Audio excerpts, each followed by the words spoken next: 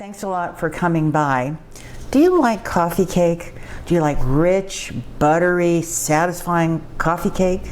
Well, I've got a recipe for you. It's a recipe that came to me from my good friend Diane, and it is an excellent coffee cake. But I will warn you right off the bat, if you're squeamish about, butter and sugar and deliciousness, then turn away, don't watch.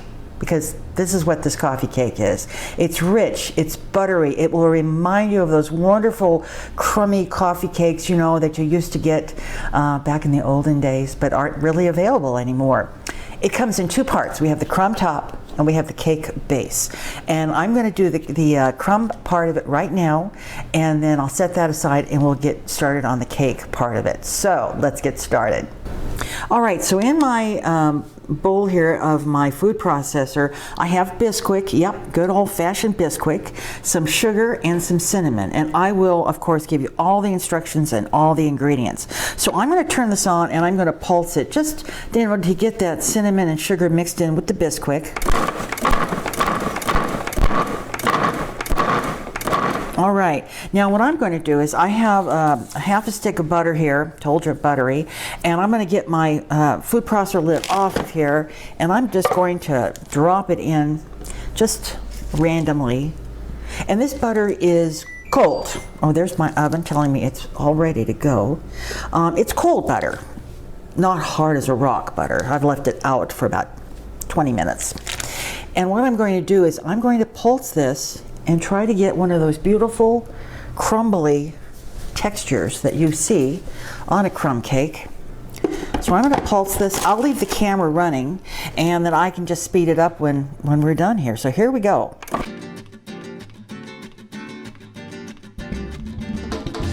I think we have got it. Now you could, of course, do this by hand, where you cut in the butter with, one of those pastry cutters.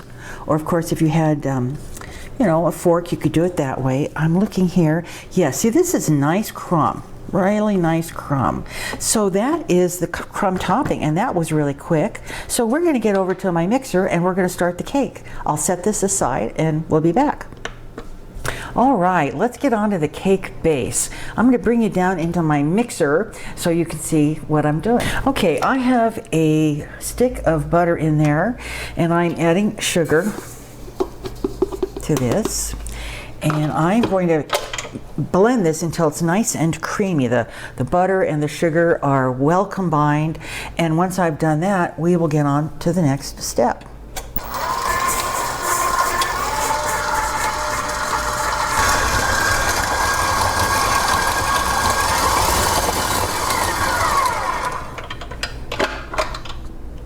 All right, now I am ready to add a mixture of egg and milk, and I'm going to mix that in. I think first I'm going to scrape down a little bit of the butter mixture here,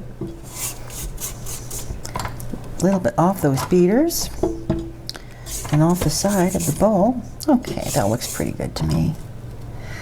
All right, and I'm going to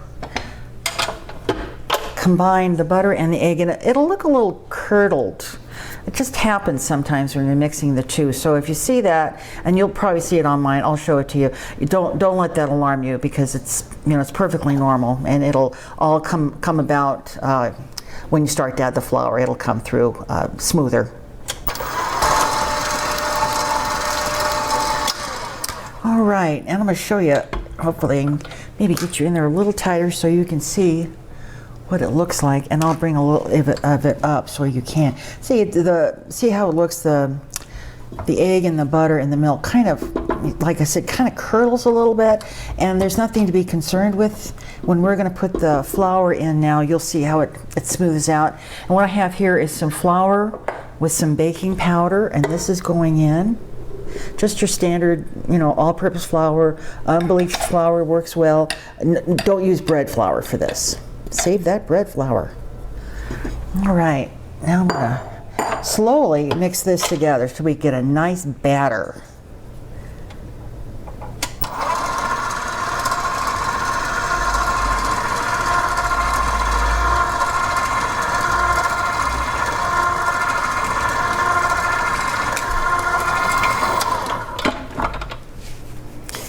And I'm going to scrape down the bowl. Make sure we get all that flour and baking powder in there because we need that to make our dough batter. Okay, a little bit more, I think. Then we're going to add some vanilla.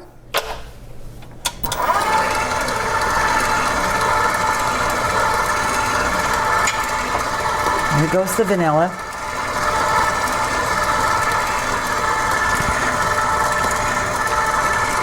This looks wonderful. See how smooth that is now? Came right together.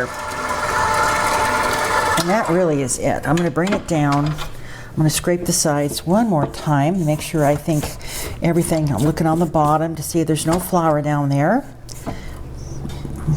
Okay, so I'm going to get my baking pan and get this off the mixer and we'll be back. Okay, I have a 9 by 13 pan. This does make a nice, large coffee cake. And I'm going to go ahead and put the batter in here and spread it out. See how creamy, this is beautiful. Just so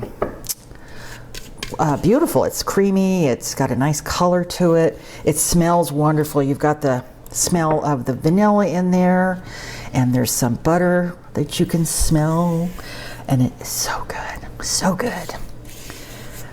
All right, there.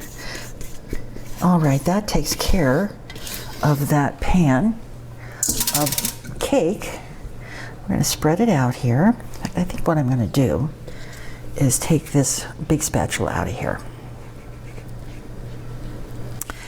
Yes, bring in this. It's a little bit easier to manage. Just gonna, spread it out as best you can. It is a thick batter. Try to make it as level as you can. Get it out through the edges of the pan. And I did grease this with butter. More butter. I did, grease the pan with some butter, just a light greasing. All right, I think that looks pretty darn smooth. Pretty even. Okay, and now we're going to come in with that crumb topping, and it's just going to be laid. Oh, there we are. You're out of the picture there. Just going to start sprinkling it all over the top of this cake. So it's honestly, almost half crumb and half cake. The first time I made it, we were, putting it together, and I said, "Oh my gosh, seems like an awful lot of crumb," but it works out. I wouldn't. Well, I guess you could pinch back on it if you really wanted to, although it is awfully good with it. The whole sugar crumb top. So I guess it's your call. And we're looking good here. Last little bit. All right, look at that. Isn't that beautiful? And now you can smell cinnamon that's in there that the crumb topping has on it. And boy, clean my pan off here a little bit. Yum. All right, I'm going to put this in that 350 degree oven, middle rack, and it's going to take about 30 minutes, almost exactly. That's how it came out when I made it originally. So go ahead and check it at about 25 minutes. I don't know how everyone's oven is different, and just check it. You're going to see some of that crumb top maybe come off on that toothpick when you go in to see if the cake is done. So don't worry about that, but see if there's any like yellow coming out on that toothpick. If it looks like you've got a little more dough inside there, give it a minute or two, but 30 minutes max should really be all you need. So I'm going to get this in the oven. I'm going to let it cool completely. I don't know. I may be able to let it cool completely. I'm going to let it cool a bit because I know someone who's like really excited to try this. So we'll be back when it is time to taste.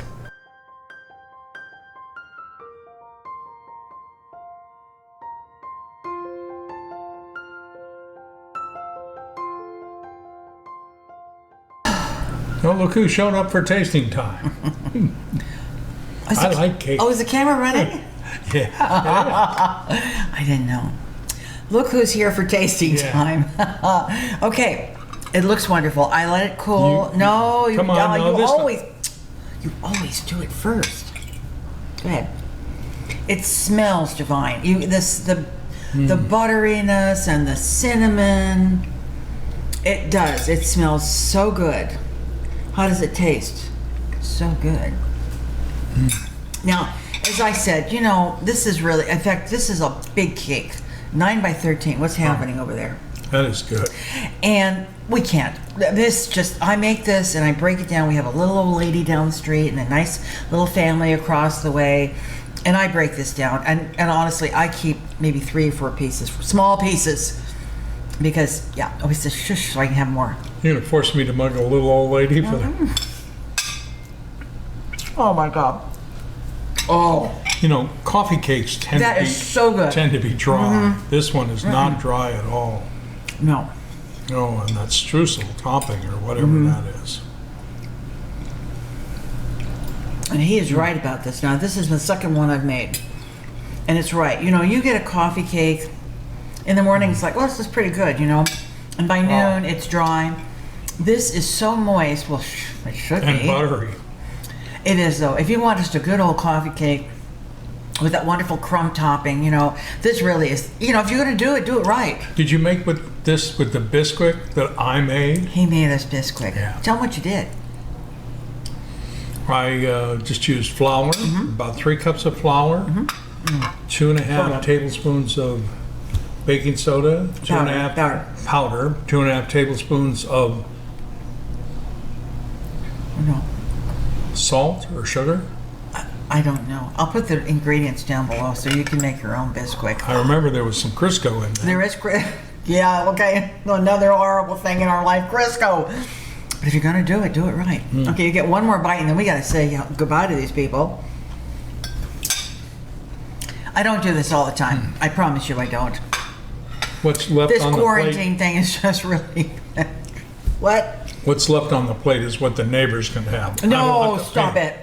Yeah, it's a big pan, and we're going to break it down and send some to Marion and send some to the kids next door. And yeah, sure we are. All right. No, we will, I promise. Thank you. All right. All right, everybody, we love you. We're so glad you're here with us. What did you say? I said that's good stuff. It is. It's delicious. Honestly, if you want a good, awesome coffee cake, this is the one. You know, actually, this could be good as cupcakes. Oh, yeah. Cupcakes. Oh, yeah. Put that little bit of that dough in there and a little of that topping on there and bake those off. Because some cupcakes, unless they're really oily, can be very dry as well. Yeah. But this is just awesome, buttery and tasty and great. All right. Thanks a lot for watching, everybody. Tell your friends, subscribe. I have lots of wonderful videos. That's easy for you to say. It is. Yeah. And we will see you soon. Eat coffee cake and stay safe. Stay safe. Bye-bye.